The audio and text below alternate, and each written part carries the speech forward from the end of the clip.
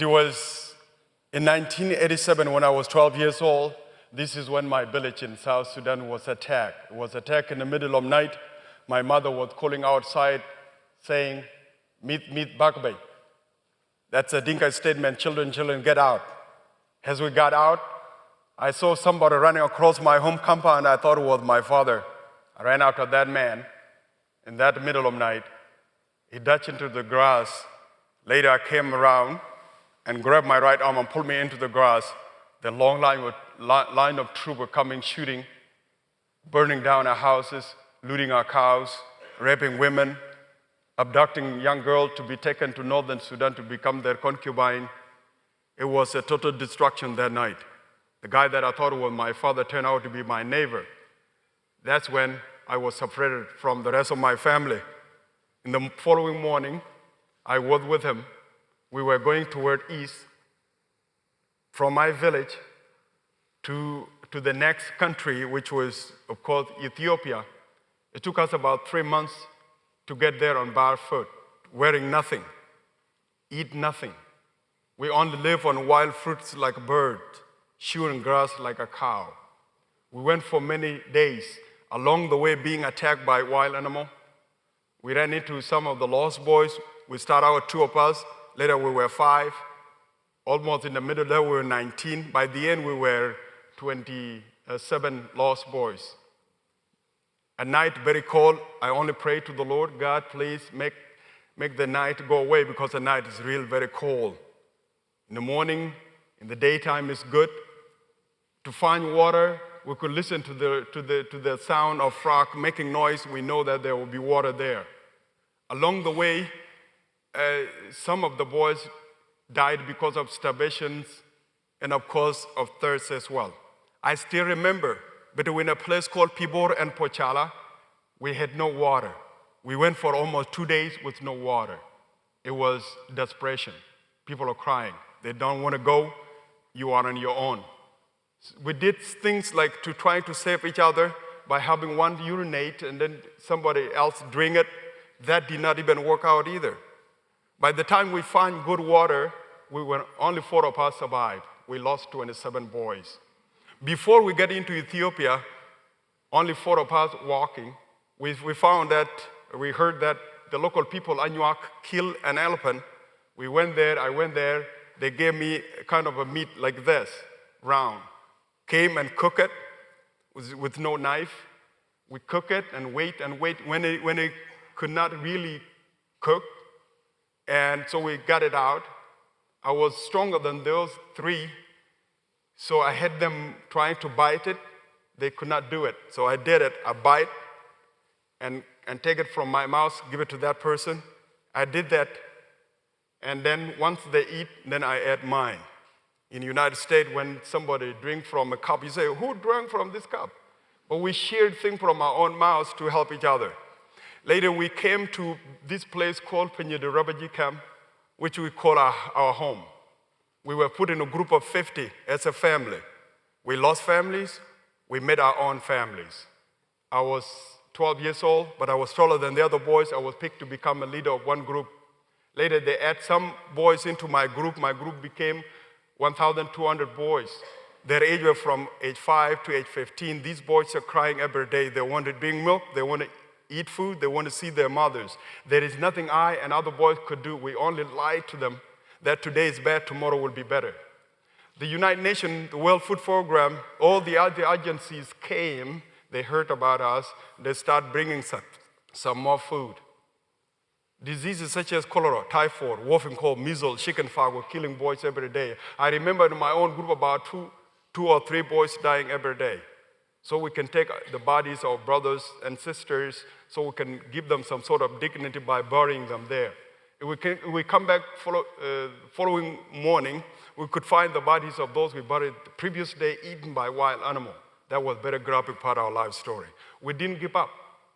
4 years later, the United Nations agencies came with second-hand clothes. Maybe they brought them from United States or from Europe. When you get the bottom part, somebody else will get the top. At least you wear something. They brought more food. Our life was getting better a little bit. But that did not work, did not stay that way. We were then forced out of that place in Ethiopia, went back to South Sudan. The number of the lost boys and girls and some adults, we became 27,000. And we're moving back to South Sudan. We stopped at a place called Gilo. Gilo is a river infested with a lot of crocodiles in it. If you have watched National Geographic Channel where you can see animals crossing rivers in Africa and the crocodiles go and grab them, that was something was about to happen to us. Some did not know how to swim. We were camping on the bank of the river. Figured out there's no way to cross. All of a sudden, the troop from the government of Ethiopia sent after us, start shooting at us, start diving into the water, some eaten by crocodiles, others lost, others drowned, others captured. I was one of the luckiest person, of course including others. Those who crossed the river went to the other side to a place called Pochala. It was controlled by Sudan People Liberation Army. These are people that are fighting the north. And they help us, they welcome us. We all ran out of food. The few clothes that were given to us by United Nations agencies, we start selling them for food. We put our clothes together. We can sell your shirt today. Tomorrow we can sell your pant or something like that. Until we all sold our clothes, we all remain naked. We're being bombed every day, in the morning, in the afternoon, by the Sudan government, sent Russian-made aircraft known as Antonov. Antonov bombed us each day. We decided to move to the interior part of South Sudan to a place called Kapoita. Along the way there, some of us were abducted, some killed, some died because of starvation. I of course, survived, made it to that place. We stayed there. We were then attacked. Then we crossed into another country called Kenya. Coming to Kenya was good because the Kenyan government would not allow Sudanese troops to cross into their territories. And what was good for coming to Kenya was that there was a refugee camp there. They help us, and then they start education.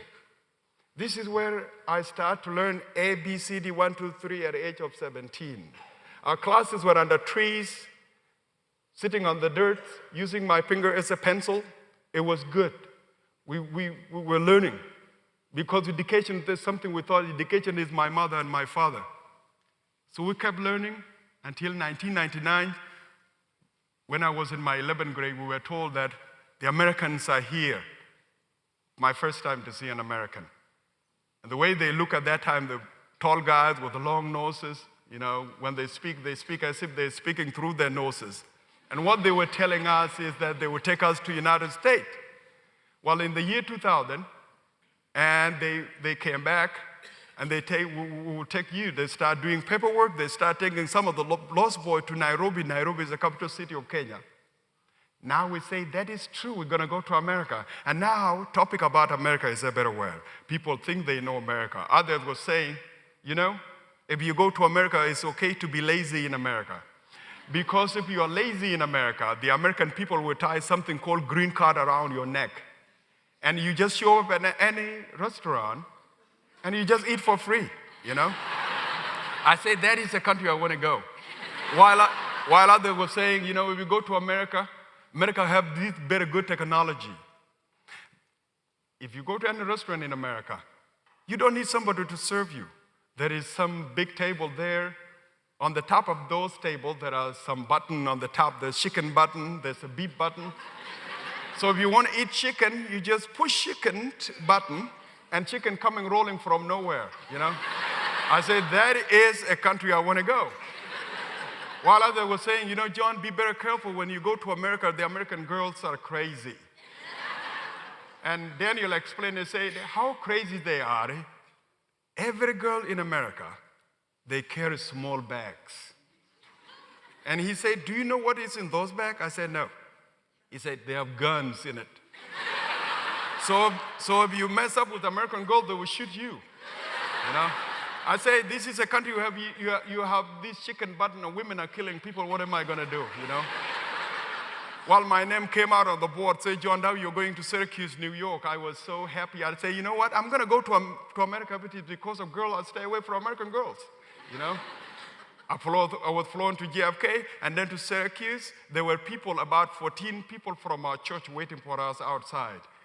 And 3 of us, I was ahead of the 3. We merged out of the corridor, and one of them ran up to me and said, "John, welcome to America." I think they knew we were from Africa, very black and skinny. They knew that we came from that place. And they were nice people. They hugged us and we hugged them, and so it was really good. But there were 4 girls there, you know. I didn't want to go and hug those girls. I may mess them up and kill me, so I stayed away. Anyway, they took us to our apartment, which actually took them the entire day for running us through what is called orientation to show us this is how you turn on light. I didn't know how to turn on light. This is how you turn on light. This is cold water. This is hot water, refrigerators, and all of this. But before they go home, before they go to Skinny Alice, they say, "John, let me take you to see a grocery store and maybe show you how to buy your groceries." I said, "Okay." So 3 of us, we went there. There were 2 women there. We were following them. And I got to tell you, we came to this giant grocery store. And as we kept coming closer to it, a magic door opened itself like this. I was amazed, you know. Do you know what I was thinking? I say, truly, the American people may be very lazy, and that's why they created automatic doors. But I didn't want to tell them. I thought if I tell these women, they would shoot and kill me. So we went inside this grocery store. That's really, I cannot believe that people so wealthy, they have so much in one grocery store. And even I came across of dog food and a cat food aisle. So I said, this is really wealthy, where the animal owned their aisles. So inside there, so people have been helping us. Our 3-month finish that I call our honeymoon. When you're coming to New York State, you are held for 3 months. When honeymoon finish, then we were on our own. My first job at McDonald's, grilling hamburgers, doing dishes. I work at security guard. I work at UPS, 3 jobs or 2 jobs sometime. But then I said, you know what? These jobs are not going to take me anywhere. I must go to school. I enrolled at John Dau Community College, finished my associate degree in 2005, and then transferred to Syracuse University, Maxwell School of Citizenship, and then I finished my bachelor degree. But then I said, hey, here I am. I came with nothing. I came with no shoes. I came with no bag. And the country have helped me. I'm not here really to just take. I must also give back. And this is when my work started, my humanitarian work started. I started with the Lost Boy Foundation of New York. That organization became 501c3. I raised about $35,000 for the Lost Boys in Syracuse. I stepped down from that organization. Then I formed American Care for Sudan Foundation. I raised about $180,000. And then I said, you know what? I want to do something back in South Sudan. I want to build a clinic. And then we start the clinic. We build the clinic. I formed my 3rd organization, John Dau Foundation, and my 4th organization called American Care for Sudan Foundation, and South Sudan Institute as well. So I ended up forming 4 nonprofit organizations. That clinic that we built in 2007, since that time, we have treated over 150,000 people. With the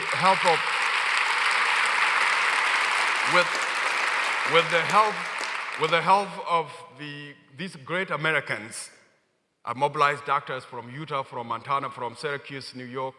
I took them to South Sudan, and they did eye surgery for 600 people who are completely blind. I have been very successful in the work that we are doing. Right now, we have 4 clinics that are operating inside South Sudan. I raised over $4 million to build those and run those clinics. I was able to bring my mother to the United States, my sister to America. I have 2 books called God Grew Tired of Us, published by National Geographic. My wife and I, we co-wrote a book called Lost Boy, Lost Girl. Some of you might have watched God grew tired of us documentaries that were narrated by Nicole Kidman. I have been very successful in the things that I've been doing. Now, let me get your attention a little bit. Do you really think, now I start talking about success, what I have done, do you really think I'm here to show off? I am not. I am not here to show off. If you have been listening to the first part of my life story, it was very graphic. I have consumed things that I will never forget. I drank human urine, I ate mud, I chewed grass like a cow, I only live on wild fruits like a bird.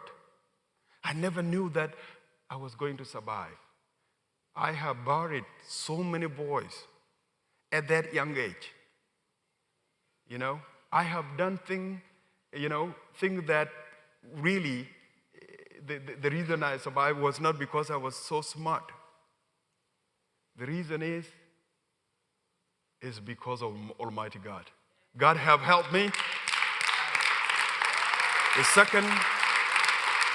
second reason is I did not give up. And so why is it that in this community of Richmond, sometimes all of us, when we are faced with a tough time, we tend to give up very quickly. So why? Why can we really push on and push on a little bit by a little bit?